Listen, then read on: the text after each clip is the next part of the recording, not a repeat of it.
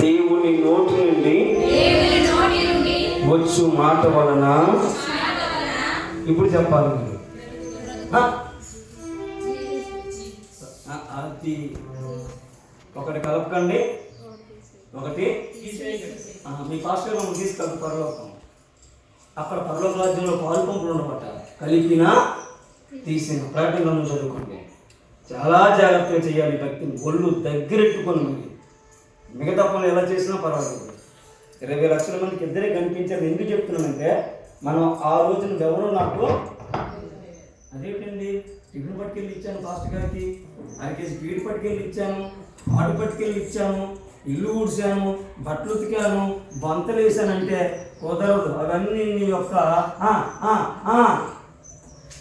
మెప్పు కోసం నువ్వు చేసావమ్మా, నా మెప్పు కోసం నువ్వేమీ చేయలేదంట. దేవుని స్తోత్రం. మనకి ప్రజల మెప్పొద్దు, కుల మెప్పొద్దు, ఎవరి మెప్పొద్దు, ఎవరి మెప్పు కావాలి. అలాగ బ్రతికితే మీ జీవితాలు ఆశీర్వాదంగా మారిపోతాయి. మీ ప్రాంతాలను మీరు పరిపాలించే స్థాయికి దేవుడు మిమ్మల్ని తీసుకొచ్చేస్తాడు.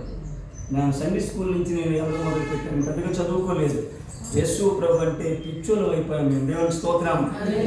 హల్లెలూయా. యేసు ప్రభు కోసం పిచ్చోలు అయిపోయిన మమ్మల్ని ప్రపంచం అంటే దేవుడు మాకు చూపించి ఏమంటే అనేకమైన ప్రాంతాలు దేవుడు తీసుకొని వెళ్ళి తన మహాకృప చేతైన నిలబెట్టి వాడుకున్నాడు. గట్టిగా దేవునికి స్తోత్రం.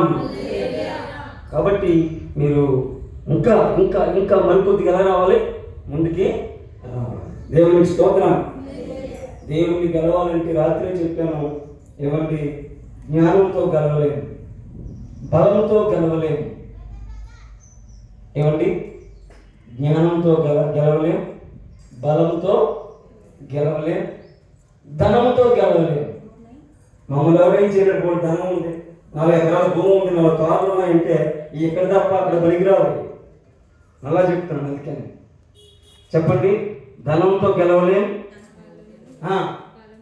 బలంతో గెలవలేం, జ్ఞానంతో గెలవలేం. ఒక విధంగా గెలిచి భక్తితో మాత్రమే. చేతులున్న వారు స్తోత్రం చెప్పండి. ఎవడు నా యందు దీనుడై నా మాట విని వణుకుచూ ఉన్నాడో, ప్రపంచం మొత్తం చూస్తున్న దేవుడు వాణినే. అది సంగతి. అందులో నేనున్నానా? విజయ్ కుమార్ అనే వ్యక్తి ఆయన చూసే చూపులో ఉన్నాడా లేడని నేను చూసుకుంటే నాకు చాలు. దేవునికి స్తోత్రం.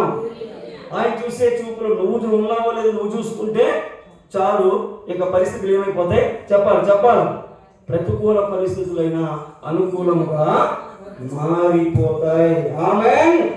దగ్గరగా 2 చేతులు ఆ దేవుడు చూపించండి. ఇలా కాకుండా రక్షింపడానికి ఉండినట్లు మరి బయటికి ఎత్తున్నారు. సొంత చేతులు వచ్చాడు దేవుడు. ఇవ్వలేదు కదా, మాకు మంచి ఆరోగ్యమైన చేతులు ఇచ్చాడు అని వారు చేయిపోయి కదండి. హల్లెలూయా. 2 చేతులు మనకి ఇచ్చినందుకు మరొకసారి చెప్పండి.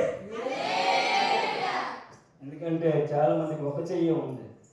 ఆ ఒక్క చెయ్యి ఉండడం వల్ల ఎంత బాధపడతారో మీకు తెలియదు. వాళ్ళే అడగండి. ఆ వెనకలు కూర్చున్న మా చెల్లికి పోలియో వల్ల 2 కాళ్ళు కూడా రావు. ఆమె ఎంత కష్టపడుతుంది అంటే అంత కష్టపడుతుంది. కాళ్ళు లేకపోయినప్పటికీ కూడా. కాళ్ళు మనం చేయలేదు, కాళ్ళు లేని ఆమె సువార్త చేస్తుంది. హల్లెలూయా. సండే స్కూల్ నడిపిస్తుంది. దేవునికి స్తోత్రం. హల్లెలూయా. ఆరాధన నడిపిస్తుంది. యవనస్తులను ఏమండి ప్రభు సన్నిధికి నడిపిస్తుంది. హల్లెలూయా. దేవుని కృప ప్రార్థన చేసి ఒక చక్కని పాట పాడి ప్రభు నామాన్ని మహిమపరుస్తారు. మనం త్వరగా క్లాస్లోకి వెళ్ళిపోతే మీకు పాట ఏమి ఉండదు.